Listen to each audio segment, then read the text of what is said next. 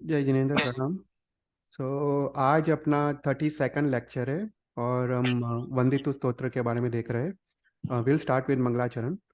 नमो अरियंतारम, नमो सिद्धारम, नमो आयरियारम, नमो उज्जायारम, नमो लोय सव्व सावरम, ऐसो पंच नमुकारो सव पाव परासरो मंगलांच सर्वेसिम परम मोहि मंगलम। राग द्वेष विजेतारं ज्ञातारं विश्ववस्तुना शक्र पूज्य गिरामेशं तीर्थेशं श्रुतिमानय पन्नगे च सुरेन्द्रे च कौशिके पाद संस्कृति निर्विशेष मनस्काय श्रीवीर स्वामिने नमः। अज्ञानां तिमिरान्धानां ज्ञानजननी शलाकया नेत्रमुद्मितेन तस्मै श्री गुरुवे नमः। सर्वरिष्ट प्रणाशाय सर्वभिष्टार्थदायिने सर्वलब्धिनिदानाय श्री गौतम स्वामिने नमः। ओंकार बिंदु संयुक्तं नित्यं ध्यायन्ति योगिना कामदं मोक्षदं चैव ओंकाराय नमो नमः। तो वंदितु स्तोत्र, अभी तक हमने वी सॉ मीनिंग ऑफ 29 गाथा। तो 29 गाथा तक हमने देखा था। तो आज के क्लास में हम और 4 गाथा का अर्थ देखेंगे। तो लेट्स ब्रीफली रिवाइज। हमने लास्ट टाइम हमने हमने क्या देखा था। तो वंदितु स्तोत्र एक अद्भुत स्तोत्र है। इस स्तोत्र की रचना गंधर्व भगवंतों ने की है। और इसमें जो अपना जो श्रावक का धर्म है, जो देशवीति धर्म है, तो देशवीति धर्म क्या है? तो पंचाचार रूप धर्म, ज्ञानाचार, दर्शनाचार, चारित्राचार, तपाचार, वीर्याचार और श्रावक के 12 व्रत। तो ऐसा जो धर्म है देशवीति धर्म, उसमें जो भी विराधना होती है, उसमें जो भी अतिचार लगते, उसका यहाँ पे प्रायश्चित किया गया है। इसलिए उसका इस स्तोत्र का दूसरा नाम श्राद्ध प्रतिक्रमण स्तोत्र भी है। तो ये वंदितु स्तोत्र में अपने श्रावक को अपना जीवन कैसे जीना चाहिए, श्रावक के जीवन में जो पाप के स्थान कौन से हैं और पाप के स्थान से निवृत्त होकर आत्मकल्याण कैसे करना चाहिए, उसका यहाँ पे मार्ग बताया गया है। तो अभी तक हमने ज्ञानाचार के बारे में देखा, दर्शनाचार के बारे में देखा, चारित्राचार के बारे में देखा और उसमें लगते हुए 8 अतिचार के बारे में देखा। उसके बाद हमने श्रावक के 12 व्रत का टॉपिक शुरू किया। उसमें जो पहले 5 व्रत है उसको अनुव्रत कहते हैं। अनुव्रत मतलब छोटे व्रत। जो महाराज साहब के महाव्रत के कंपैरिजन में ये व्रत छोटे हैं, पालने के लिए इजी है, इसलिए अनुव्रत कहते हैं। और 5 अनुव्रत, उसमें लगते हुए 25 अतिचार, हर एक व्रत के 5 अतिचारों के बारे में देखा। तो पहले के जो 5 अनुव्रत है उसको शास्त्र में मूल गुण कहा गया है और दूसरे दूसरे जो 7 व्रत है उसको उत्तर गुण कहा गया है। तो पहले जो 5 अनुव्रत है उसमें पहला है स्थूल हिंसा से बचना, दूसरा है बड़ी बड़ी झूठ, थर्ड है बड़ी चोरी, फिर फोर्थ है पर स्त्री गमन वीरति का व्रत, और फिफ्थ है परिग्रह परिमाण व्रत।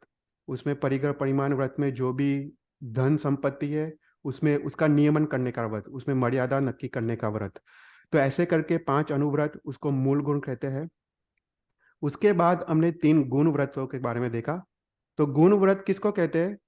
जो मूल गुणों की पुष्टि करे और शुद्धि करे।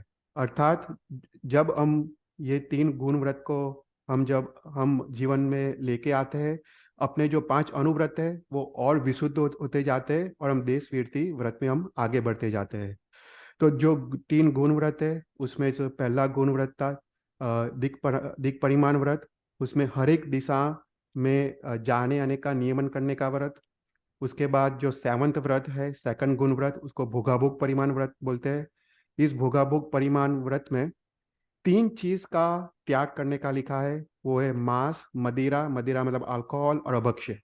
इन 3 चीजों का अवश्य त्याग करना चाहिए और बाकी के जो भोग और उपभोग की सामग्री है उसका नियमन करना चाहिए। और ये नियमन कैसा होता है, कैसे होता है? तो बोलते हैं कि जो दिनगत और रात्रिगत जो 14 नियम है वो 2 बार लेने को होते हैं। एक सूर्योदय से सूर्यास्त तक और दूसरे सूर्यास्त से सूर्योदय तक। ये ये जो 14 नियम वो रोज लेने के होते हैं, उससे भोग और उपभोग की सामग्री का नियमन होता है। उसके बाद हमने थर्ड गुण व्रत, वो अनर्थ दंड विनमन व्रत के बारे में देखा और उसमें लगते हुए 5 अतिचारों के बारे में देखा। तो अनर्थ दंड विनमन व्रत, उसको दूसरा नाम है प्रमाद। जो अपने जीवन में जो भी अनर्थ की क्रिया है, जो भी क्रिया हमको नहीं करनी चाहिए, जैसे किसी के साथ गॉसिपिंग करना, मौज शौक करना, टीवी देखना, मूवीज देखना, इंटरनेट में ब्राउजिंग करना, बाहर घूमने के लिए जाना, ये सभी जो क्रिया है वो अनर्थ की क्रिया है, क्योंकि वो जीवन जीने जीने के लिए जरूरी नहीं है। तो ऐसी क्रियाओं से आत्मा दंडित होता है। दंडित मतलब वो उसको आत्मा को दुर्गति में जाना पड़ता है। तो ऐसी क्रियाओं को अनर्थ दंड कहते हैं। और उस क्रियाओं को नियमन करने का व्रत वो है अनर्थ दंड निर्मण व्रत। तो ऐसे करके हमने 5 गुण व्रत, 5 अनुव्रत और 3 गुण व्रत के बारे में देखा। उसके बाद लास्ट क्लास में हम 4 शिक्षा व्रत के बारे में देख रहे थे, और उसमें से हमने पहले 3 शिक्षा व्रत के बारे में देखा। तो लेट्स ब्रीफली रिवाइज। हमने लास्ट क्लास में हमने क्या देखा? तो उसमें से शिक्षा व्रत किसको कहते हैं? तो शास्त्र में लिखा है कि शिक्षा व्रत मतलब वो दीक्षा, संयम जीवन की शिक्षा देते हैं। दीक्षा जो उसकी उसका अभ्यास कराता है। ऐसे जो 4 व्रत है उसको शिक्षा व्रत कहते हैं। उसमें से जो पहला व्रत है वो सामायिक व्रत है। सामायिक व्रत एक अद्भुत व्रत है। इस व्रत में जब ये व्रत ग्रहण करते हैं तब इस व्रत में हमको डिसाइड करना पड़ता है कि 1 साल के लिए या यावत जीव के लिए कि कितने हम सामायिक करेंगे। तो तुम ये व्रत में ऐसा डिसाइड कर सकते हो कि मैं एक एक साल में मैं 200 सामायिक करूंगा, 300 सामायिक करूंगा। ऐसा जो व्रत लेते हैं उसको सामायिक व्रत कहते हैं। तो ये सामायिक मतलब क्या? तो सामायिक मतलब जिसमें समता भाव का आय हो, समता भाव की वृद्धि हो, उसको सामायिक कहते हैं। जो साधु भगवंत होते हैं उनको तो यावत जीव सर्व सामायिक व्रत होता है। पर ऐसा व्रत श्रावक के लिए मुमकिन नहीं है। श्रावक श्रावक का ऐसा सामर्थ्य नहीं है। इसलिए श्रावक को जब भी उसको समय मिले, उसको जब भी 2 घड़ी का समय मिले, उचित स्थान मिले, शुद्ध वस्त्र मिले, सामयिक के उपकरण मिले, तब उसको सामयिक व्रत उसको स्वीकार करना चाहिए। तो हम लास्ट टाइम हमने देखा कि समता भाव किसको कहते हैं? कि जिसमें कोई रति अरति न हो, जिसमें कोई हर्ष या शोक न हो, जिसमें कोई सुख या दुख की लागरी न हो, ऐसे भाव को समता भाव कहते हैं। अर्थात ये व्यक्ति मेरा शत्रु है या मित्र है, ऐसा कोई भाव नहीं हो।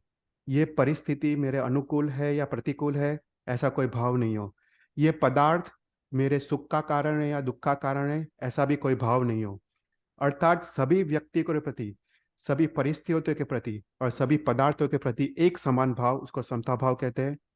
और इस समता भाव पाने के लिए सामयिक में हम 2 घड़ी के लिए हम ध्यान करते, कौशल करते, ध्यान स्वाध्याय करते, जाप करते, अनुप्रेक्षा करते आदि करके हम 2 घड़ी हम समता भाव में रहने की कोशिश करते हैं। तो ये सामयिक व्रत स्वीकारने के बाद उसमें 5 अतिचार लगते हैं। तो ये 5 अतिचार कौन से हैं? तो पहले बोलते हैं तिवीय दुष्परिहार है, मतलब 3 प्रकार के दुष्परिधान। प्रणिधान किसको कहते हैं? प्रणिधान मतलब भावपूर्वक की क्रिया, अपने मन वचन काया की उपयोग पूर्वक की क्रिया, उसको प्रणिधान कहते हैं। तो इसमें पहले के 3 अतिचार है: मन का दुष्प्रणिधान, वचन का दुष्प्रणिधान और काया का दुष्प्रणिधान। अर्थात मन का दुष्प्रणिधान मतलब मन से हमने पुत्र परिवार की चिंता की, मन से हमने व्यापार धंधा के बारे में सोचा, मन से हमने कषाय किए, आरती और औतेदान किया, तो यहाँ पे मन का दोष लगता है। तो ये पहला अतिचार है। वचन का दुष्परिधान मतलब हमने सावध्य वचन बोला, पाप रूप वचन बोला, किसी को झूठ बोला, किसी की निंदा की, किसी के मन में संक्लेश पैदा हो, किसी को नुकसान हो, अहितकारी हो या बिन जरूरी बोला, तो उससे वचन के अतिचार लगते हैं। और थर्ड है काया का दुष्परिधान। हम काया को इधर उधर हिलाया, काया गुप्ती में न रहे, प्रमार्जना के किए बिने बैठा, तो ऐसा करके काया का दुष्परिधान लगता है। तो ये पहले के 3 अतिचार है। लास्ट टाइम हमने देखा था कि मन के दोष 10 दोष, वचन के 10 दोष और काया के 12 दोष के बारे में हमने देखा था। उसके बाद फोर्थ जो अतिचार है वो है सामयिक अस्थिर रूप से करना। अर्थात सामयिक करते वक्त सामयिक के प्रति भक्तिभाव ना आना, वीर्य उल्लास ना आना, बहुमान भाव ना आना, सामयिक कब पूरा हो ऐसा सोचना, और समय मिलने के बावजूद सामयिक न करना, सामयिक में आलस करना, तो उससे फोर्थ अतिचार लगता है। और फिफ्थ अतिचार है सामयिक का कि सामयिक स्मृति विहीन करना, मतलब भाव शून्य सामयिक करना, कि सामयिक कब लिया है वो भी भूल जाना, या सामयिक के सूत्र, जो सामयिक लेने की विधि या पाड़ने की विधि, वो भाव शून्य करना, उसमें अपना मन का उपयोग न रखना। तो ऐसा करके फिफ्थ अतिचार लगता है। तो ये सामयिक के जो 5 अतिचार लगता है यहाँ पे, इसमें उसकी निंदा और घृणा की गई है। उसके बाद हमने सेकंड शिक्षा व्रत के बारे में देखा, वो है दिक् परिमाण व्रत।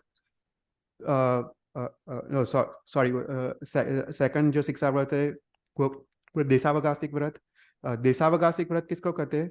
देशावकाशिक दो शब्दों से बना है, देश प्लस आवश्यक। देश मतलब एक, और आवश्यक मतलब उसमें रहना, मतलब एक चीज में रहना, उसको उसको देशावकाशिक व्रत कहते हैं। तो ये व्रत में जो प्रीवियस जो हमने 5 अनुव्रत और 3 गुण व्रत लिए हैं, उसको और मर्यादित और संकुलित करने का व्रत है, उसको उसको बेसिकली देशावकाशिक व्रत कहते हैं। तो फॉर एग्जाम्पल, हमने अगर दिक् परिमाण व्रत में ऐसा नियम लिया हो कि हर एक दिशा में मैं 100 माइल से ज़्यादा नहीं चाहूँगा, तो इस व्रत में, इस दिक् परिमाण व्रत को और मर्यादित करने का व्रत है। तो इस व्रत में जनरली ऐसा नियम लिया जाता है कि मैं अपने रूम से बाहर नहीं जाऊंगा या अपने घर से बाहर नहीं जाऊंगा। तो ऐसा जो प्रीवियस के जो 5 अनुव्रत और 3 गुण व्रत को और मर्यादित और संकुलित करने का व्रत, उसको देशावकाशिक व्रत कहते हैं। तो इस देशावकाशिक व्रत में 3 चीज किए जाते हैं। पहला है क्षेत्र मर्यादा, दूसरा है काल मर्यादा, और थर्ड है द्रव्य मर्यादा। इन तीन चीज नक्की किए जाते हैं। अर्थात कि ऐसा व्रत कि मैं आज के दिन मैं अपने रूम से बाहर नहीं निकलूंगा और मैं 5 द्रव्य से ज्यादा खाने के लिए उपयोग नहीं करूंगा। सो ऐसा जो व्रत लिया जाता है, उसको देशावकाशिक व्रत कहते हैं। तो ये जो देशावकाशिक व्रत है, ये जो पद्धति है, वो पूर्व की पद्धति थी। आज का जो पद्धति है वो थोड़ा अलग है। आज के पद्धति में क्या किया जाता है? आज के विधि में सुबह का प्रतिक्रमण किया जाता है, शाम का प्रतिक्रमण किया जाता है, और बीच में 8 सामयिक किए जाते हैं। तो टोटल 10 सामयिक हो जाते हैं। तो ऐसा जो व्रत जो लिया जाता है, उसको देशावकाशिक व्रत कहते हैं। और देशावकाशिक व्रत में जो भी क्षेत्र मर्यादा नक्की की है, वो क्षेत्र मर्यादा के बाहर हमारा मन, वचन और काया का उपयोग नहीं जाना चाहिए। तो इस देशावकाशिक व्रत में तुम फोन यूज नहीं कर सकते, क्योंकि वो बाहर के क्षेत्र के साथ संपर्क होता है। इंटरनेट यूज नहीं कर सकते। उसके बाद कोई न्यूज़ नहीं पढ़ सकते। उसके बाद टीवी यूज नहीं कर सकते। उसके बाद उसका पावर या इलेक्ट्रिसिटी भी यूज नहीं कर सकते, क्योंकि क्षेत्र के बाहर से वो जनरेट होती है। तो क्षेत्र के बाहर से सभी संबंधों को काटने का ये व्रत है, और ये अद्भुत शिक्षा दीक्षा जीवन का ये तालीम देता है। तो इस देशावकाशिक व्रत में हमने देखा कि 5 अतिचार लगते हैं। उसमें पहला है आरम्भ, मतलब क्षेत्र के बाहर से कोई चीज मंगाई। हम अगर सोचे कि हम तो खुद बाहर नहीं जा रहे, पर अपने नौकर चाकर से या अपने पति पत्नी को बोल के क्षेत्र के बाहर से कोई चीज मंगाए, तो पहला अतिचार लगता है। फिर क्षेत्र के बाहर कोई चीज वस्तु को भेजे, हम खुद तो ना जाए पर अपने नौकर चाकर द्वारा क्षेत्र के बाहर कोई चीज वस्तु को भेजे, तो दूसरा अतिचार लगता है। फिर शब्द, हम कुछ आवाज करके क्षेत्र के बाहर से किसी को बुलाए, जैसे रूम रूम के बाहर से किसी को बुलाए, तो थर्ड अतिचार लगता है। फिर रूए, मतलब रूपानुपात, मतलब अपना रूप दिखा के क्षेत्र के बाहर से किसी को बुलाए। फॉर एग्जाम्पल, जिस रूम में हमने व्रत लिया है, वो रूम में विंडो के पास जाके कोई इशारा करे, तो ऐसा करके किसी को बुलाए, तो फोर्थ अतिचार लगता है। और फिफ्थ है पुद्गल, मतलब पुद्गल फेंक के, कोई पत्थरा आदि फेंक के क्षेत्र के बाहर से किसी को बुलाए। तो ऐसा करके क्षेत्र के बाहर से कोई भी संबंध अगर हम एस्टैब्लिश करते हैं या करवाते हैं, तो ये 5 प्रकार के अतिचार लगते हैं। तो ये सेकंड देशावकाशिक व्रत था। और और इसमें से जो 5 अतिचार लगते हैं, इस गाथा में उसकी निंदा और घृणा की गई है। उसके बाद हमने थर्ड व्रत के बारे में देखा था, वो है पौषध उपवास व्रत। तो ये पौषध उपवास व्रत एक अद्भुत व्रत है। देखो, ये शिक्षा व्रत में एक एक व्रत और मुश्किल होते जाते हैं। सामयिक व्रत सिर्फ 48 मिनट्स के लिए था। फिर दिशावकाशिक व्रत, उसमें 10 सामयिक आते हैं, राइट। अभी ये थर्ड व्रत है, वो और मुश्किल होते जाता है, और ये दीक्षा जीवन के और हमको नजदीक ले जाता है। तो थर्ड जो व्रत है, वो पौषध उपवास व्रत है। इसमें क्या करते हैं कि पौषध मतलब जो भी क्रिया धर्म की पुष्टि करे, अपने अपने आत्मा गुणों की पुष्टि करे, उसको पौषध कहते हैं। और उपवास मतलब आहार का त्याग।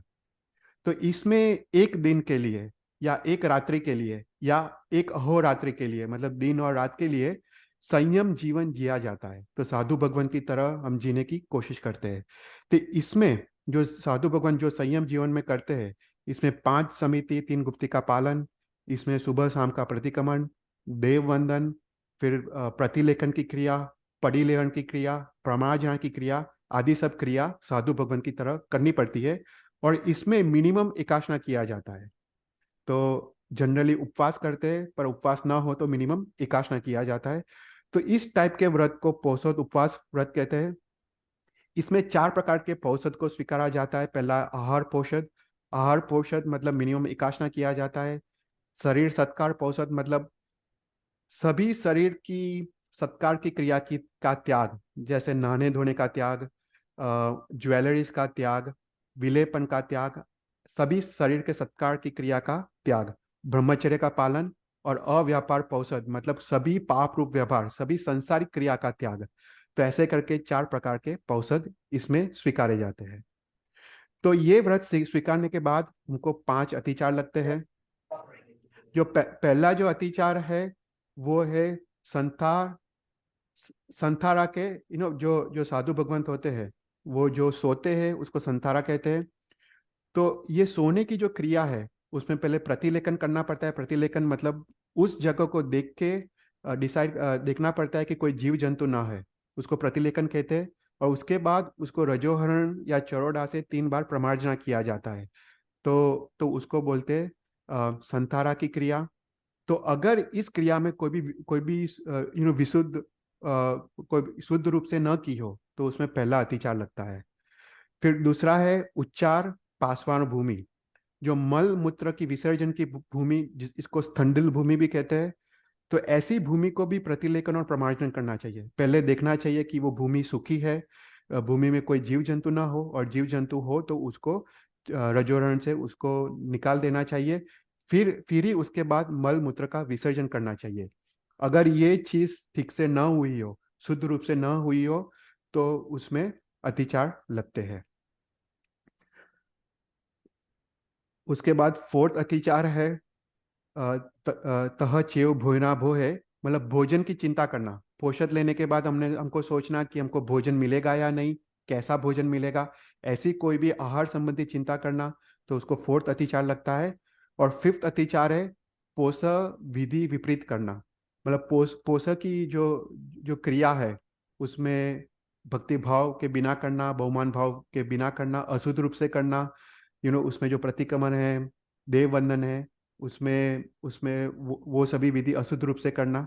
तो पोसा जल्दी पार देना, जो समय मर्यादा है उससे पहले पार लेना, तो कोई भी प्रकार की अशुद्धि रखना, तो ये फिफ्थ अतिचार लगता है। तो यहाँ तक हमने लास्ट टाइम देखा था।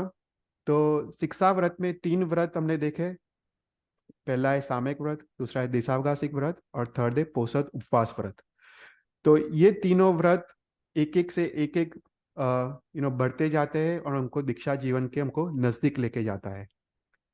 अभी जो फोर्थ व्रत है, अंतिम व्रत, 12 व्रतों में अंतिम व्रत और शिक्षा व्रत में फोर्थ व्रत, एक अद्भुत व्रत है। वो है अतिथि संविभाग व्रत। तो अतिथि संविभाग व्रत मतलब क्या? तो गाथा नंबर 30, सच्चित्ते निखी माने पीने वह से मच्छरे छेव कल्लाइक मदाने चौथे सिक्कावय निंदे।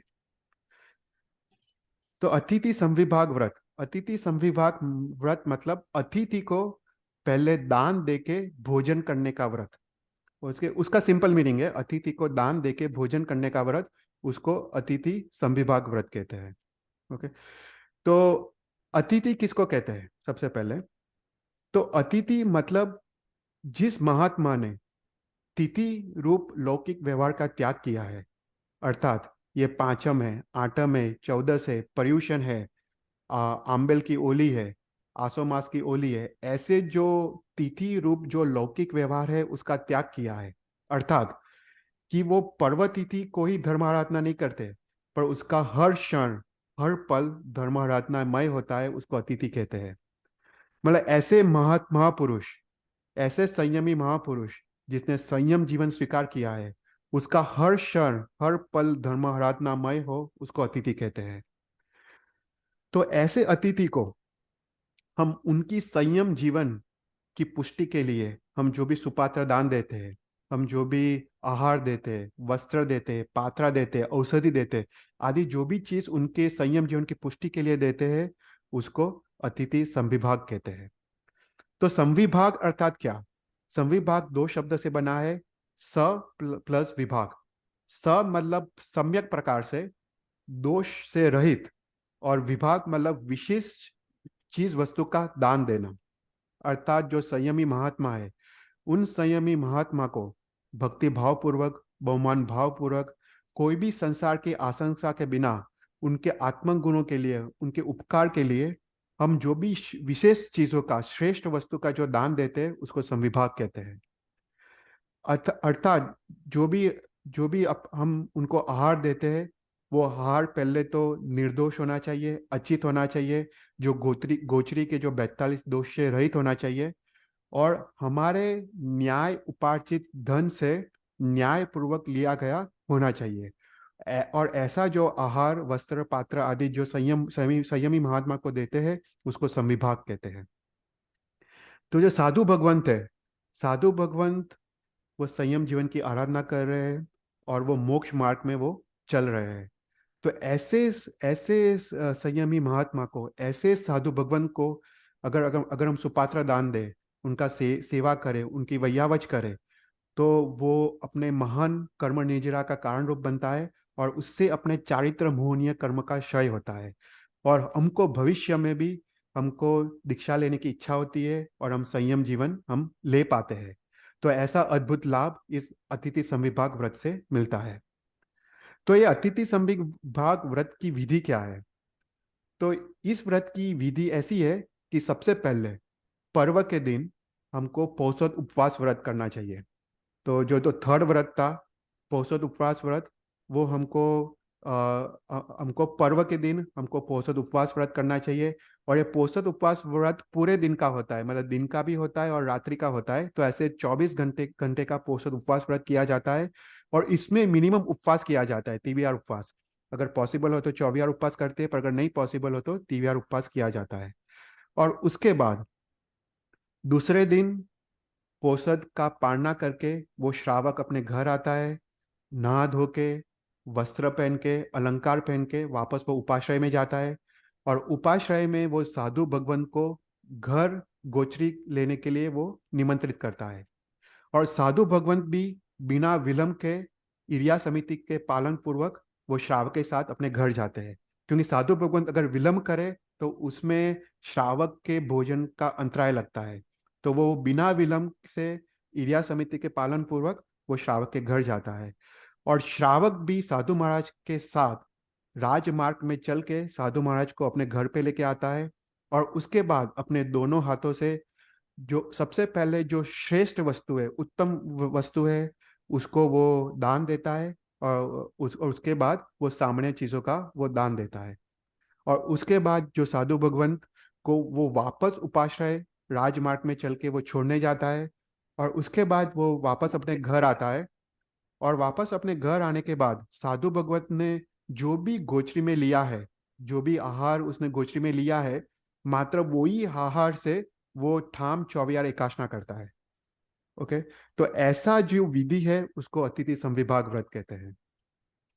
तो इसमें इसमें जो श्रावक जब साधु भगवान को वोराता है, वो उसमें गोचरी के 42 दोष का रहित वो आहार वो वोराता है।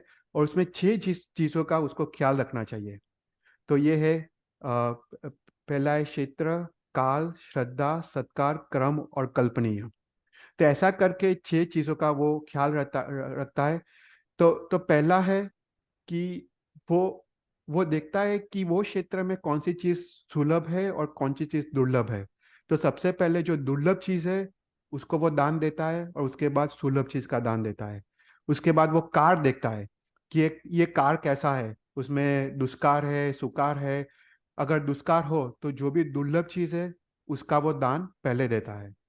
फिर थर्ड है वो श्रद्धा पूर्वक दान देता है, बहुमान भाव पूर्वक दान देता है। उसके बाद सत्कार, वो साधु भगवान को सत्कार सत्कार पूर्वक वो अपने घर पे लेके आता है। और क्रम, क्रम मतलब सबसे जो पहले जो श्रेष्ठ चीज है, जो साधु भगवान के हेल्थ के लिए जो भी श्रेष्ठ वस्तु है उसको पहले वो रहता है, और सामान्य चीज़ों को वो बाद में वो रहता है।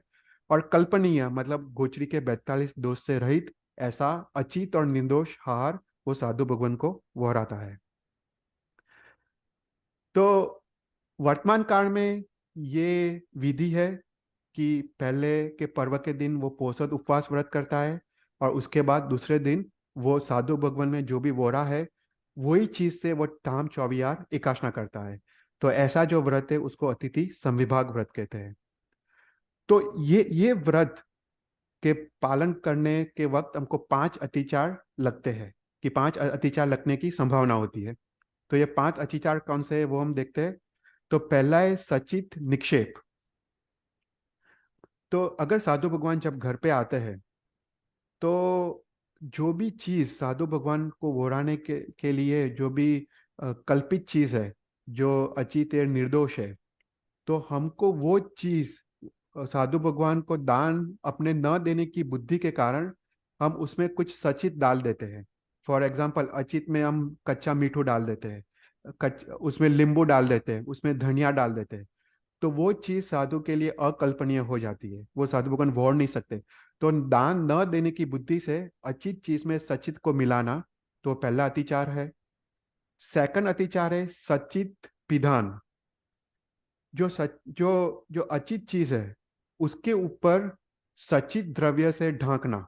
ओके, फॉर एग्जाम्पल कोई अचित चीज है जो साधु भगवान को कल्पनीय है, साधु भगवान उसको वोर सकते हैं, उसके ऊपर हम ढांक कर रखे और उसके ऊपर कोई सचित चीज रखे, फॉर एग्जाम्पल श्रीफल रखे, फ्लावर रखे, फ्रूट रखे।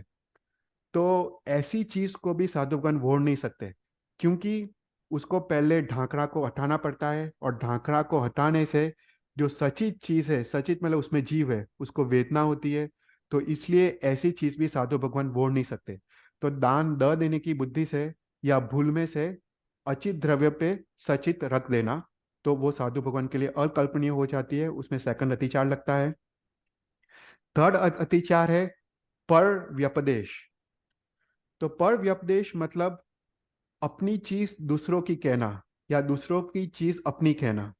देखो, अगर हमको दान न देना हो तो हम अपनी चीज दूसरों की कहते हैं। तो साधु भगवान को दूसरों की चीज वो वोड़ नहीं सकते, मात्र अपनी चीज वोड़ सकते हैं। तो हमको दान न देने की बुद्धि के कारण हम साधु भगवान को कहते हैं कि ये चीज मेरी नहीं है, ये तो दूसरे की है। तो साधु भगवान के लिए अकल्पनीय हो जाती है। और उससे उल्टा, अगर तीव्र दान देने की इच्छा के कारण हम दूसरों की चीज अपनी कर देते हैं, तो वो भी दोष है, क्योंकि उसको साधु भगवान को उससे दोष लगता है और वो अपना अविवेक भाव का सूचक है। तो अपनी चीज दूसरों की कहना या दूसरों की चीज अपनी कहना, उससे थर्ड अतिचार लगता है। फिर फोर्थ अतिचार है मात्सर्य धर के दान देना। मात्सर्य मतलब क्रोध भाव, अभक्ति भाव, अबहुमान पूर्वक दान देना। कभी कभी साधु भगवंत अपने घर पे आते हैं, हम ऐसा सोचते हैं कि हम दान नहीं देंगे तो और कौन दान देगा, तो ऐसा अभक्ति भाव, अबहुमान पूर्वक दान देते हैं, या ईर्ष्या करके दान देते हैं। जैसे हमने किसी और को देखा दान देते हुए, हम सोचे कि मैं तो इससे भी अच्छा दान दे सकता हूँ, तो ईर्ष्या भाव से दान देना या द्वेष पूर्वक दान देना। तो ऐसा करके जो दान देते हैं उसको मात्सर्य कहते हैं, उसको फोर्थ अतिचार लगता है। और फिफ्थ अतिचार है कालातिक्रम। मतलब साधु भगवान को गोचरी के समय न बुलाना, उसे गोचरी के समय के पहले बुलाना या गोचरी के समय के बाद में बुलाना, या गोचरी के समय के विपरीत बुलाना। तो ऐसा करे तो साधु भगवान इतना वो रहेंगे नहीं, तो उसमें फिफ्थ अतिचार लगता है। तो ये अतिथि संविभाग व्रत और इस अतिथि संविभाग के हमने 5 अतिचार के बारे में देखा। तो ये था गाथा नंबर 30। अभी गाथा नंबर 31। सूये सुव दूये सुव जामे असंख्य येसु अनुकंपा रागेण व दोषेण व तम नीचे चमच गरियामी।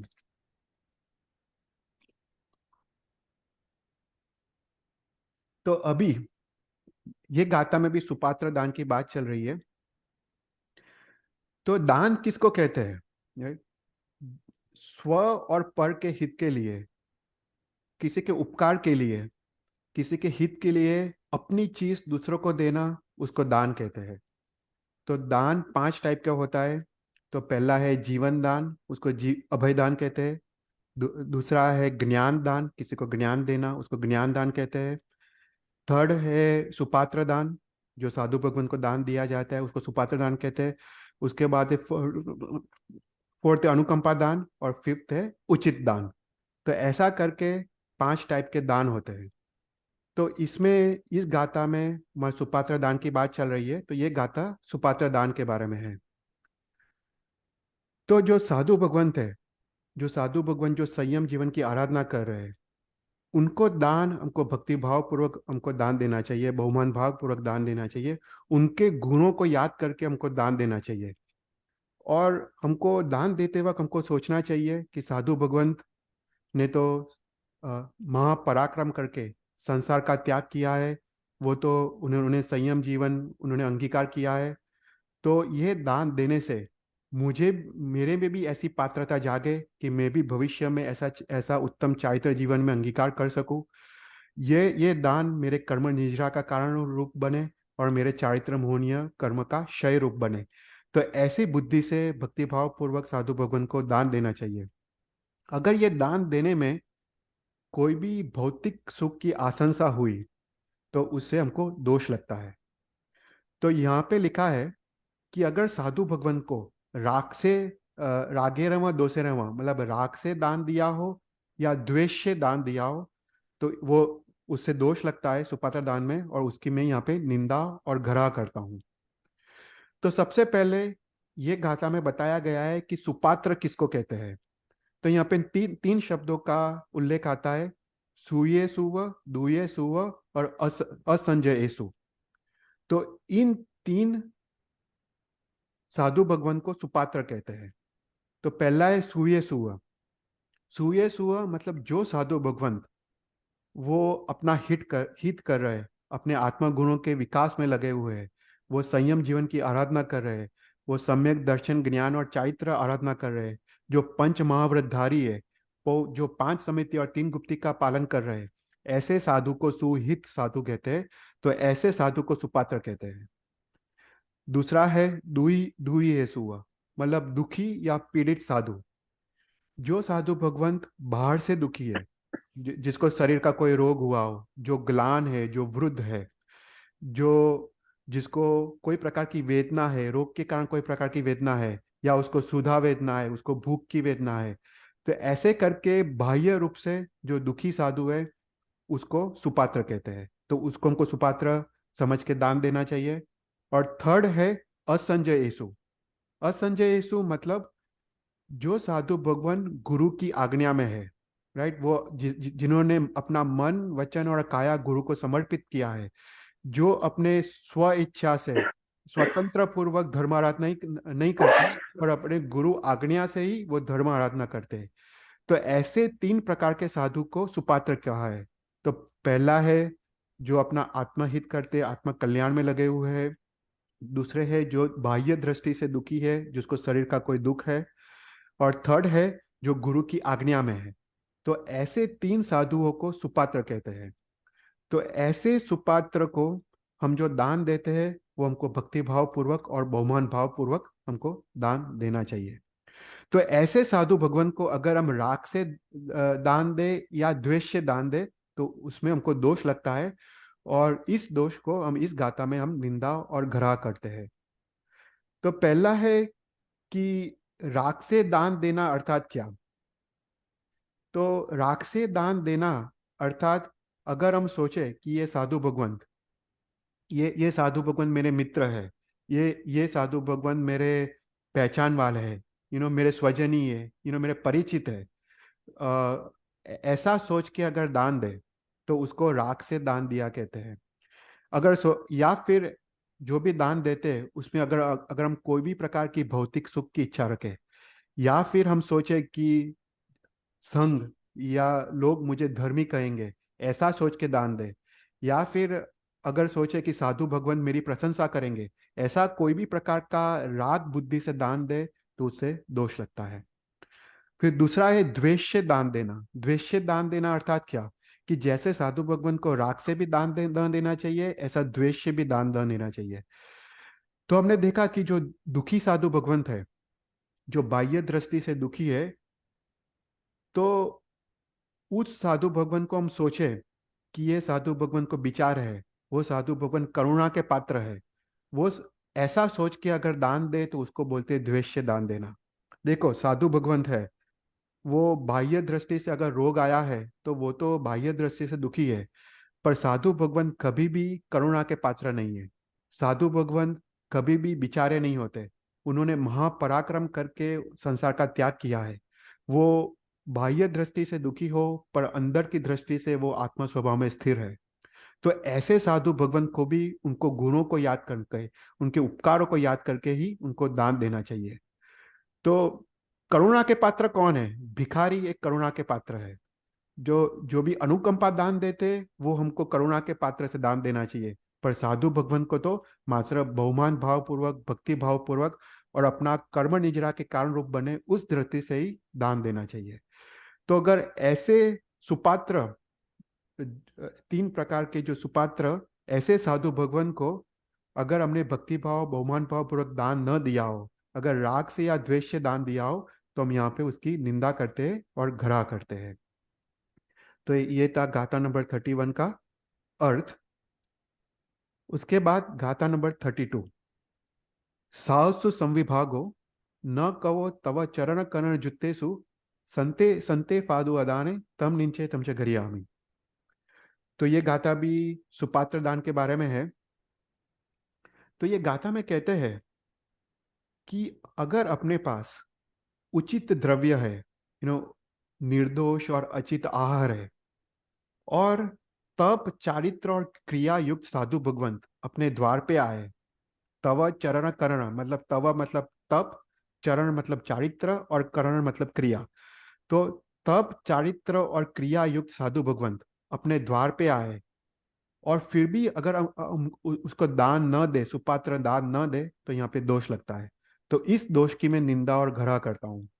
देखो, हमने पिछली गाथा में क्या देखा कि सुपात्र ऐसे साधु भगवान को राग या द्वेष से दान दिया हो तो उसमें दोष लगता है, उसकी निंदा और घृणा की गई है। और इस गाथा में ऐसे सुपात्र ऐसे साधु भगवंत अपने द्वार पे आए और उसको दान न दो तो फिर भी दोष लगता है, और उस दोष की हम निंदा और घृणा करते हैं।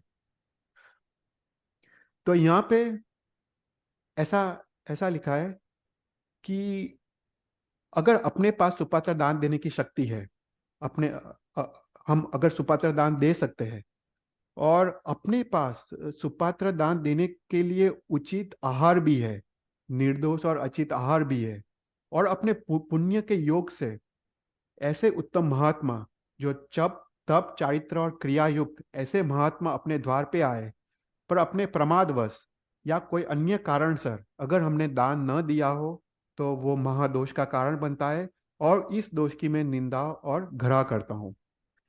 तो यहाँ पे भी एक अद्भुत बात की है कि सुपात्र किसको कहते हैं। पिछले गाथा में हमने देखा 3 विशेषणों से सुपात्र का वर्णन किया गया है। तो इस गाथा में भी सुपात्र किसको कहते हैं, वो 3 विशेषणों से यहाँ पे वर्णन किया गया है। तो जो साधु भगवंत तप चारित्र और क्रिया से युक्त हो उसको सुपात्र कहते हैं। तो पहला है तप। तो शास्त्र में लिखा है कि जो भी साधु भगवंत है वो बाय डिफॉल्ट तपस्वी है। क्योंकि कोई भी साधु भगवंत है, देखो वो लोग मिनिमम नौकारसी करते हैं और मिनिमम चौविहार करते हैं, कोई भी साधु भगवंत। और वो 42 दोष से रहित अचित ऐसा निर्दोष आहार ग्रहण करते हैं। तो सभी साधु भगवंत तपस्वी है। तो जो 12 प्रकार के जो तप है, 6 बाह्य और 6 अभ्यंतर, वो सभी साधु भगवंत में बाय डिफॉल्ट होता है। तो फॉर एग्जाम्पल, पहला है अनशन। राइट, तो अनशन मतलब साधु भगवान बाय डिफॉल्ट नौकारसी करते हैं और चौविहार करते हैं। तो बाय डिफॉल्ट वो लोग अनशन करते हैं। फिर उनोदरई। राइट, साधु भगवान जब विहार करते हैं तो आधी बार तो उनको खाना भी नहीं मिलता है, आधी बार तो गोचरी भी नहीं मिलता है या गोचरी कम मिलती है, तो उनका उनोदरी तप भी हो जाता है। थर्ड है वृत्ति संशय। साधु भगवान को जो भी जैसा भी मिलता है, हार वस्त्र पात्र, उसमें वो संतुष्ट रहते हैं, तो वो वृत्ति संक्षेप व्रत भी तप भी हो जाता है। फिर उसके बाद है रस त्याग। साधु भगवान को कैसा भी खाना मिलता है, कभी कभी कड़वा मिलता है, कभी खट्टा मिलता है, कभी तीखा मिलता है, कभी ऑयली मिलता है, कभी सूखा मिलता है, और उसके ऊपर साधु भगवान को कोई ना कोई प्रकार का रस त्याग अवश्य होता है। अगर कोई भी साधु भगवान के पास जाओ किसी को कैरी का त्याग होता है, किसी को मिठाई का त्याग होता है, किसी को दूध का त्याग होता है, किसी को लीलोत्री का त्याग होता है। तो ऐसा करके कोई ना कोई प्रकार का त्याग अवश्य होता है। तो बाय डिफॉल्ट सभी साधु भगवंत रस त्याग करते हैं। काया क्लेश, सभी सभी सभी साधु भगवंत विहार करते हैं, लोच करते तो अपने काया को कष्ट देते, तो काया क्लेश नाम का भी तप हो जाता है। संलीनता, वो नित्य सभी क्रिया करते, प्रतिक्रमण करते, देववन करते, उसमें अपने जो भी अंगोपांग है उसको संकुचित करके रखते हैं। तो उनको सिक्स जो बाह्य तप है सलीनता का तप भी उनको बाय डिफॉल्ट हो जाता है। तो जैसे साधु भगवान 6 प्रकार के बाह्य तप करते हैं, ऐसे 6 प्रकार के अभ्यंतर तप भी करते हैं। वो सुबह शाम का प्रतिक्रमण करते, उसे प्रायश्चित हो जाता है। वो अपने गुरु महाराज का त्रिकाल गुरु वंदन करते तो विनय हो जाता है। वो गुरु आज्ञा से अन्य साधु भगवान की वैयावच करते हैं, और वो स्वाध्याय करते हैं, ध्यान और कौशक करते हैं।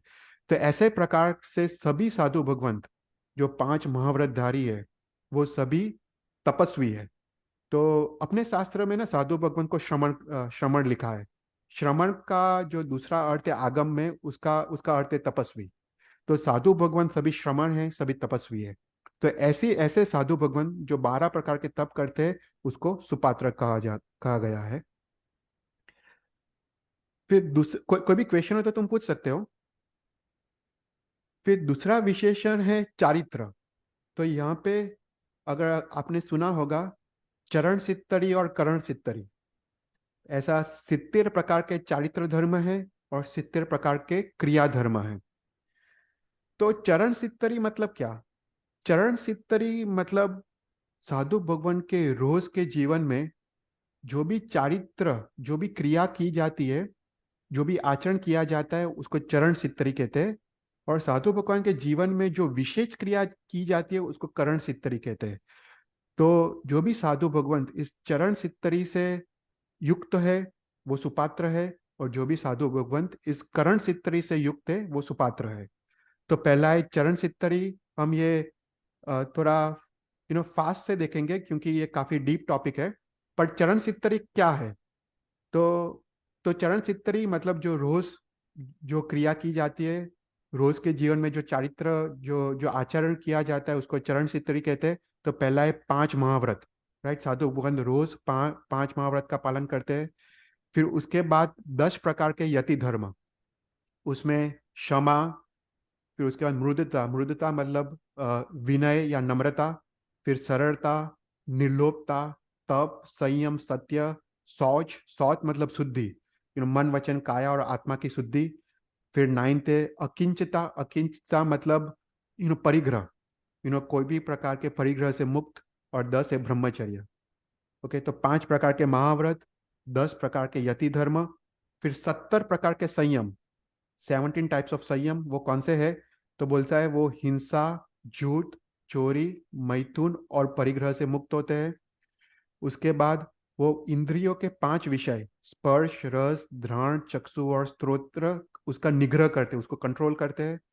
फिर 4 प्रकार के कषाय क्रोध, मान, माया, लोभ पे वो विजय प्राप्त करते हैं। और मन, वचन, काया की अशुभ क्रियाओं से मुक्त होते हैं। ओके, तो ऐसे प्रकार के 17 प्रकार के संयम धर्म का रोज आचरण करते हैं। तो 5 महाव्रत, 10 यति धर्म, 17 टाइप्स ऑफ संयम, फिर 10 प्रकार का वैयावज। वो आचार्य का वैयावज करते, उपाध्याय, स्थविर, तपस्वी, ग्लान, शैक्ष। शैक्ष मतलब जो भी पढ़ाने आते पंडित, साधर्मिक, कुल, गण, संघ आदि की वो वैयावज करते। तो 10 प्रकार की वो वैयावज धर्म का पालन करते हैं। उसके बाद 9 प्रकार का ब्रह्मचर्य का पालन करते हैं। राइट, जो स्त्री जहाँ पे स्त्री नपुंसक, पशु आदि रहते हैं वहां पे वो स्थान में रहते नहीं है। वो स्त्री कथा करते नहीं है। स्त्री जो आसन पे बैठी है वो आसन पे 2 घड़ी तक वो बैठते नहीं है। स्त्री को सराग दृष्टि से देखते नहीं है। स्त्री जहाँ पे है वो उसके नेक्स्ट रूम में भी वो रुकते नहीं है, जहाँ पे एक सिंगल वॉल हो ऐसे जगह पे भी वो रुकते नहीं है। फिर वो रस वाला आहार नहीं खाते, क्योंकि रस वाले आहार से उनको विषय और वासना प्रकट होता है। तो ऐसा कोई भी रस वाले आहार का भी वो त्याग करते हैं। और अति आहार का भी त्याग करते हैं। वो जो भी वो जनरली उनोदरी तप करते हैं, जितना भूख लगा है उससे कम खाते हैं। पूर्व की काम क्रीड़ा को याद नहीं करते, और श्रृंगार आदि जो भी मेकअप ज्वेलरीज आदि करते नहीं है। तो ऐसे 9 प्रकार के ब्रह्मचर्य का पालन करते हैं। फिर उसके बाद ज्ञान दर्शन और चारित्र की आराधना करते हैं। 12 प्रकार के तप करते हैं। क्रोध मान माया लोभ का वो निग्रह करते हैं। तो ऐसा प्रकार का जो 70 टाइप्स ऑफ जो चारित्र धर्म है, उसको वो रोज पालन करते हैं, तो उसको बोलते हैं चरण सित्तरी। तो ऐसे चरण सित्तरी से युक्त साधु भगवान को यहाँ पे सुपात्र कहा गया है। उसके बाद एक करण सित्तरी। करण सित्तरी मतलब जो विशेष क्रिया है, तो ऐसे उसको करण सित्तरी कहते हैं। तो करण सित्तरी कौन सी है, हम वो देख लेते हैं। तो करण सित्तरी मतलब पहला है पिंड विशुद्धि। पिंड विशुद्धि मतलब वो आहार, शय्या, वस्त्र और पात्र, उसकी उसकी शुद्धि करते हैं। फॉर एग्जाम्पल आहार, वो 42 दोष रहित वो आहार ग्रहण करते हैं। शय्या मतलब संथारा, वस्त्र, पात्र आदि की परिलेहन, प्रमार्जन आदि करते हैं। तो 4 प्रकार की पिंड विशुद्धि करते हैं। फिर 5 समिति का पालन करते हैं: इरिया समिति, भाषा समिति, ऐषणा समिति, आदान बंध मद निक्षरण समिति और पारिष्टापानिका समिति। इस 5 समिति का वो पालन करते हैं। फिर उसके बाद बार भावना भावते हैं रोज। तो ये बार भावना हमने पापा के क्लास में भी कॉन्करिंग डेथ में देखी थी। पर अनित्य, एकत्व आदि बार भावना को वो रोज वो भावित करते हैं। उसके बाद 12 प्रकार की प्रतिमा का पालन करते हैं। अभी ये जो 12 प्रकार की प्रतिमा है, वो आज के जमाने में उसका विच्छेद हो गया है। पहले के जमाने में ये साधु भगवंत इसका पालन करते हैं, पर आज इसका पालन कोई करता नहीं है, क्योंकि अभी वो शरीर और मन का सामर्थ्य रहा नहीं है। पर पहले के जमाने में क्या होता था कि वो 1 मासी, 2 मासी, 1 दिन की, 2 दिन की ऐसी वो प्रतिमा धारण करते थे। प्रतिमा मतलब वो परिसह सहन करते थे। फॉर एग्जाम्पल, अगर भगवान महावीर का जीवन देखा हो, तो भगवान महावीर क्या करते थे, आचरण सूत्र में आता है कि जब वो ठंडी होती है, तो वो ठंडी अगर वो सहन न कर पाए, तो भगवान महावीर जो रूम में होते हैं, वो रूम से बाहर निकल के वो कपड़े के बिना वो बाहर अति ठंडी में खड़े रहते हैं। तो ऐसा प्रकार वो पूरी रात वो ठंडी में खड़े रहते हैं। तो ऐसा करके वो प्रतिमा धारण करके वो परिसर को सामने से सहन करते थे। तो ऐसा सामर्थ्य, उस प्रकार का सामर्थ्य आज के साधु भगवंत में नहीं रहा है। तो ये जो 12 प्रतिमा है, वो 12 प्रतिमा अभी विच्छेद हो गई है। पर पहले के जमाने में ये 12 प्रतिमा का उल्लेख आता था।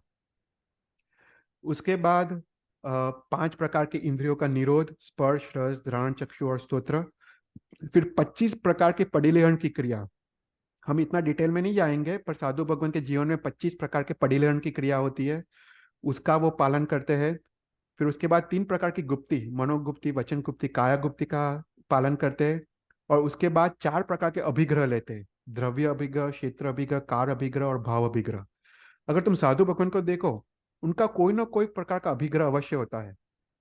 राइट, फॉर एग्जाम्पल भगवान महावीर का जीवन हम देखें, उन्होंने जो अभिग्रह किया था, फॉर एग्जाम्पल, मैं जब भी तब भी पारणा करूंगा जब मेरे को एक स्त्री से जो मुंडित है, उसके आंख में आंसू है, जिसके बेड़िया पांव बेड़िया से बांधे हुए है, उसका जिसका एक पांव अंदर है, एक पांव बाहर है, आंख में आंसू है, ऐसे स्त्री से अगर दान मिले, तभी मैं पारणा करूंगा। तो ऐसा प्रकार का अभिग्रह, जो द्रव्य अभिग्रह, क्षेत्र अभिग्रह, कार अभिग्रह और भाव अभिग्रह, ऐसे प्रकार के अभिग्रह साधु भगवान लेते हैं।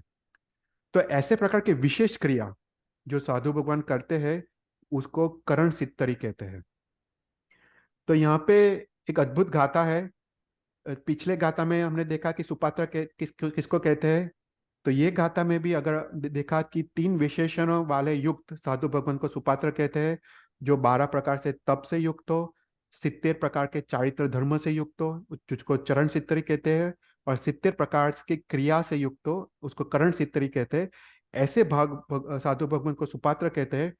और ऐसे साधु भगवंत अपने पुण्य योग से अपने द्वार पे आए, और अपने पास देने के लिए शक्ति है, देने के लिए द्रव्य है, फिर भी अपने प्रमादवश उनको अगर सुपात्र दान न दे, तो वो दोष लगता है।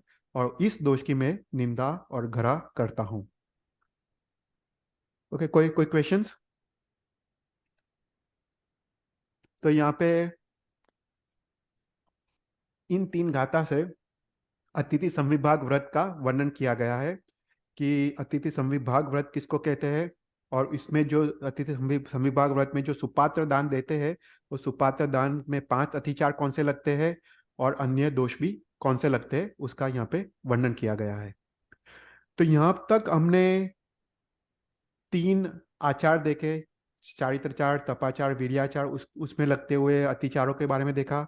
उसके बाद श्रावक के 12 व्रतों के बारे में देखा, 5 अणुव्रत, 3 गुण व्रत और 4 शिक्षा व्रत, उसमें लगते हुए अतिचार के बारे में देखा। अभी गाथा नंबर 33, हिय लोए पढ़ लोए जीविय मनने आंसर पोगे पंचवियो अय्यारो माँ मज्ज उज्ज मनरंते। तो ये गाथा में 2 तपाचार है।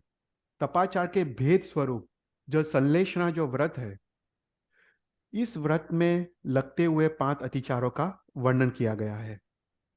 तो सबसे पहले संलेषणा किसको कहते हैं?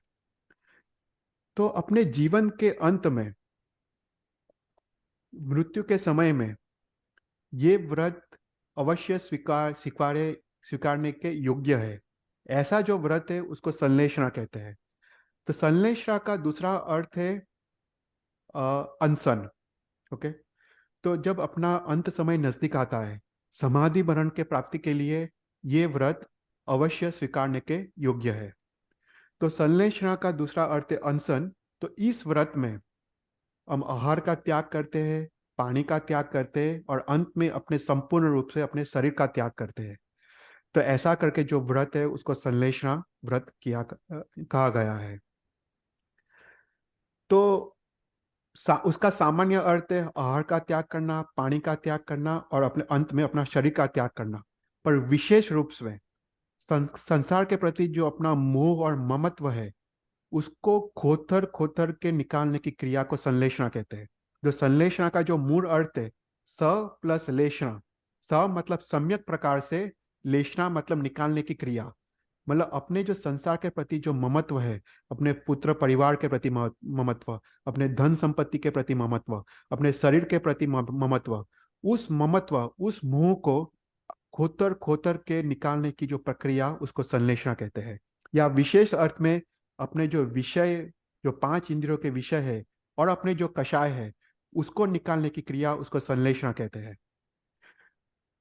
तो जब अपना मृत्यु समय जब नजदीक आता है, तब मृत्यु समय जब नजदीक आता है, अपना मन अगर संसार के मोह माया में फंस जाए, अपने धन संपत्ति के प्रति आसक्ति, उसके ममत्व में फंस जाए, पुत्र परिवार के ममत्व में फंस जाए, या अपने शरीर के ममत्व में फंस जाए, तो उसको समाधि मरण की प्राप्ति नहीं होती है। तो ये समाधि मरण की प्राप्ति के लिए हमको ये संलेषणा व्रत स्वीकार करना चाहिए। ये अत्यंत डिफिकल्ट व्रत है, पर यह संलेषा व्रत स्वीकार करने से हमको संसार के प्रति, पुत्र परिवार के प्रति, शरीर के प्रति हम मोह माया को, हम ममत्व को त्याग करते हैं और हमको समाधि मरण की प्राप्ति होती है। उससे हमको सदगति की प्राप्ति होती है और अंत में हमको मोक्ष की प्राप्ति होती है। तो इस व्रत में, संलेषा व्रत में, श्रावक को जो अपने 4 प्रकार के धर्म हैं, दान, शील, तप और भाव, उसका आचरण करना चाहिए। तो पहला है दान। तो दान से क्या होता है? तो दान देने से अपने जो धन संपत्ति के प्रति ममत्व है, वो टूटता है, तो उससे दान धर्म होता है। उसके बाद तप धर्म। तप धर्म से क्या होता है? तप धर्म से अपने आहार के प्रति जो आसक्ति है, इवन अपने शरीर के प्रति जो आसक्ति है, जो ममत्व है, उससे टूटता है। फिर थर्ड है ब्रह्मचर्य। ब्रह्मचर्य से आत्मा की शुद्धि होती है और स्त्री के प्रति जो आकर्षण है, जो विकार भाव है, वो भी नष्ट होता है। तो इन तीनों के पालन से अंत में हमको अपने आत्मा भाव और परमात्मा भाव में हम स्थिर हो सकते हैं और हमको समाधि मरण की प्राप्ति हो सकती है। तो ये संलेषा व्रत कैसे किया जाता है, वो शास्त्र में उसकी विधि बताई है। तो ये 3 प्रकार से संलेषणा तप व्रत किया जाता है। कि संलेषणा मतलब सभी हार पानी का त्याग, उसको उसको अनशन कहते हैं या संलेषणा कहते हैं। पर वो करने से पहले एक क्रिया की जाती है कि हम लोग तैयार है ये व्रत स्वीकारने के लिए, नहीं। तो शास्त्र में इसकी विधि बताई है। तो पहली है उत्कृष्ट संलेषणा। तो उस उत्कृष्ट संलेषणा में क्या किया जाता है कि ये 12 वर्ष की ये विधि है। तो उसमें जो पहले के 4 वर्ष होते हैं, पहले के 4 वर्ष में अति कठोर तप किया जाता है। तो उसमें उपवास, 1 दिन का उपवास, 2 दिन का, 3 दिन का, 4 दिन का, 5, 6, 7, 8, ऐसे 8 दिन के उपवास किए जाते हैं। और उपवास के पारने रेगुलर पारना किया जाता है। तो ऐसा 4 साल तक किया जाता है। वेरियस डिफरेंट टाइप्स ऑफ उपवास और रेगुलर पारना, ऐसा करके 4 साल निकाले जाते हैं। फिर उसके बाद दूसरे 4 साल में वापस कठोर तप किया जाता है। और पारने में पारना किया जाता है, पर विगय के रहित पारना, जो 6 प्रकार के विगय है, वो 6 प्रकार के विगय के रहित पारना किया जाता है। तो ऐसे 8 साल तक ऐसा तप किया जाता है। उसके बाद 9th और 10th ईयर, तो 9th और 10th ईयर में उपवास किए जाते हैं और पारना में आंबेल किया जाता है। ओके, तो ऐसे 2 साल उपवास और आंबेल ऐसे किया जाता है। उसके बाद 11th ईयर के पहले 6 महीने में उसमें सामान्य तप किया जाता है। तो उसमें एक उपवास या छठ, उससे ज्यादा नहीं किया जाता है। पर पारना में आंबेल में उनोदरी किया जाता है। ओके, पहले 6 महीने, 11th ईयर के पहले 6 महीने में उपवास या छठ, उसके पारने में आंबेल, और पालने और आंबेल में भी उनोदरी, ऐसा करके 6 6 मास तक किया जाता है। उसके बाद दूसरे 6 मास में वापस कठोर तप किया जाता है। और कठोर तप के पारने में रेगुलर आंबेल किया जाता है। तो ऐसा करके 11th ईयर पसार होता है। और 12th ईयर में मात्र आंबेल किया जाता है। पूरा 1 साल पूरा आंबेल किया जाता है। तो ऐसा करके 12 साल तक अपना शरीर को वो तैयार करते हैं। और उसके बाद ही गुरु महाराज साहब आज्ञा देते हैं ये अनशन व्रत स्वीकार करने की। तो ये उत्कृष्ट विधि है। ये उत्कृष्ट विधि अत्यंत मुश्किल है। तो तो अभी आज के ज़माने में मध्यम विधि भी है और छोटी विधि भी है। तो मध्यम विधि में क्या होता है कि 1 साल तक वो तप आदि किया जाता है। तो 1 साल उपवास और आंबल किया जाता है, और उसके बाद वो अनशन स्वीकारते हैं। और जघन्य छोटी विधि में 6 महीने तक किया जाता है। तो 6 महीने तक वो उपवास आंबल करते हैं, और उसके बाद वो अनशन का स्वीकार करते हैं। तो यहाँ पे एक शास्त्र में एक बहुत पॉपुलर है, एक छोटी सी स्टोरी आती है ये संलेषण व्रत के बारे में। कि एक गच्छ था। एक गच्छ में एक साधु भगवान थे। ये जो साधु भगवान थे, उन्होंने गुरु आज्ञा से ये संलेषण व्रत का स्वीकार किया, अनशन स्वीकार किया। और उन्होंने अप्रमत्त भाव से ये संलेषण व्रत का पालन किया। उनको अंत में उनको समाधि बनन की प्राप्ति हुई और उनको सदगति की प्राप्ति हुई। और उस दरमियान उनको काफी मान सम्मान, कीर्ति और वो सब मिली। तो ये देख के उस गच्छ में एक दूसरे साधु भगवान को अनशन करने की इच्छा हुई। तो वो दूसरे साधु भगवान गुरु के पास जाते हैं और वो अनशन स्वीकारने की बात करते हैं। तब तब गुरु भगवान बोलते हैं कि आप अभी तक योग्य नहीं हो अनशन स्वीकारने के लिए। तो इसलिए ये साधु भगवंत ये 12 साल का उत्कृष्ट संलेखना करते हैं। 12 साल तक वो अपने शरीर को तपाते हैं तपो द्वारा, और उसके बाद वो वापस गुरु भगवंत के पास आते हैं। तो गुरु भगवंत उसको वापस बोलते हैं कि अभी भी तुम योग्य नहीं हो। तो ये साधु भगवंत वापस दूसरे 12 साल तक शरीर को तपाते हैं। तो ऐसा करके 24 साल तक अपने शरीर को तपाते हैं। वापस गुरु भगवंत के पास आते हैं। वापस गुरु भगवंत बोलते हैं तुम योग्य नहीं हो। देखो, सिर्फ तप करने से योग्यता प्राप्त नहीं होती है। तो ये जो मुनि भगवंत है जिसने 24 साल तक ऐसे उत्कृष्ट संलेखना किया है, वो गुस्से हो जाते हैं। वो गुरु को बोलते हैं कि मैंने 24 साल तक अपने शरीर को तपाया, मेरे शरीर में कुछ रहा ही नहीं है।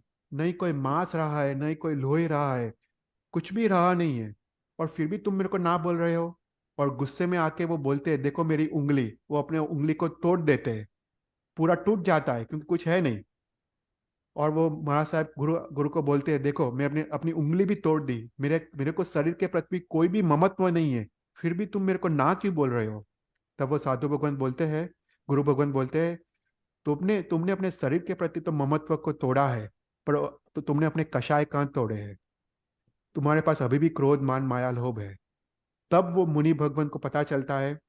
उसके बाद वो उत्कृष्ट चारित्र जीवन जीते हैं, अपने कषाय क्रोध मान माया लोभ पे विजय प्राप्त करते हैं। वापस गुरु भगवान के पास जाते हैं, गुरु आज्ञा से वो संलेखना व्रत स्वीकार करते हैं, और उनको स्वर्ग गति देव गति की प्राप्ति होती है। तो ये सल्लेकरा व्रत है। सल्लेकरा व्रत में मात्र तप नहीं है, अपने विषय कषाय पे भी वहां पे विजय प्राप्त करना है। अदरवाइज क्या होता है कि ये सल्लेकरा व्रत अगर रॉन्ग तरह से करे तो दुर्गति भी हो सकती है, राइट। तो हमको विषय कषाय को भी हमको जितना पड़ता है, उसके बाद ही अनशन व्रत को हम स्वीकार कर सकते हैं। तो ये सल्लेकरा व्रत स्वीकार करने के बाद हमको 5 टाइप के अतिचार लगते हैं। तो पहला है यह लोहे, मतलब ये लोक संबंधी। मतलब ये व्रत हम जब स्वीकार करते हैं, तब हम सोचते हैं कि ये व्रत के फल स्वरूप मुझको दूसरे भव में, यह लोक मतलब मनुष्य भव, मतलब दूसरे भव में मुझे मनुष्य भव मिले, मुझे चक्रवर्ती पनु मिले, मुझे मान सम्मान मिले, मुझे श्रेष्ठी नगर सेठ श्रीमंताई मिले, और लोग मेरी वाह वाह करे, मेरे को कीर्ति मिले। ऐसा करके इच्छा करके अगर सलने का व्रत अनशन व्रत स्वीकार करे तो उसको पहला अतिचार लगता है।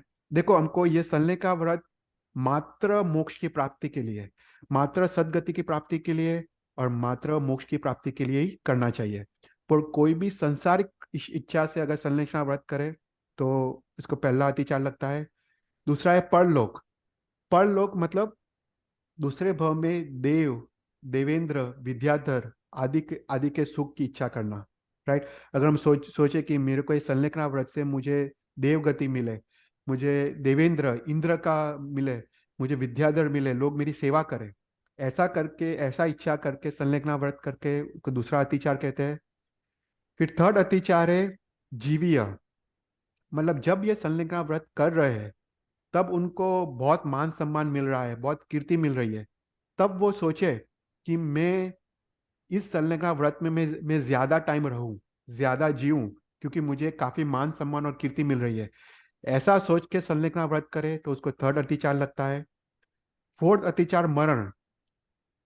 संलग्न व्रत करके अगर बहुत पीड़ा हो रही हो, शरीर की पीड़ा, शरीर की वेदना हो रही हो, या फिर उसको इच्छित मान सम्मान कीर्ति न मिल रही हो, और सोचे कि कब मैं मर जाऊं, कब मेरा मरण हो, कि ये मेरा कब खत्म होगा दुख, ऐसा सोच के संलिग्न व्रत करे तो फोर्थ अतिचार लगता है। और उसके बाद है फिफ्थ अतिचार है आसन से पोगे। मतलब दूसरे भव में कोई भी प्रकार के काम भोग की इच्छा करना, ऐसा करके संलिग्न व्रत करे तो उसको फिफ्थ अतिचार लगता है। तो पंचवियारो माँ मुझे अरणते, बोले हे भगवान, मुझे मरण समय पे, मरणांते मुझे ये 5 अतिचार न हो, ऐसा करके यहाँ पे प्रभु को प्रार्थना की गई है।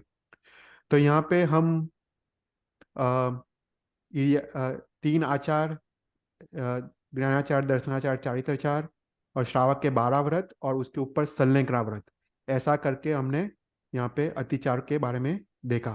तो यहाँ पे हम आज का क्लास समाप्त करते हैं, और उसके बाद हम, आई थिंक 33 गाथा हुई है और 17 गाथा बाकी है। तो यहाँ पे आज आज का क्लास हम समाप्त करते हैं, और कोई भी क्वेश्चंस हो तो यू कैन आस्क।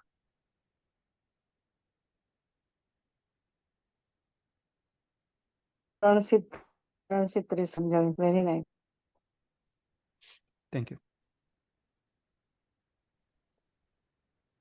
कोई क्वेश्चन?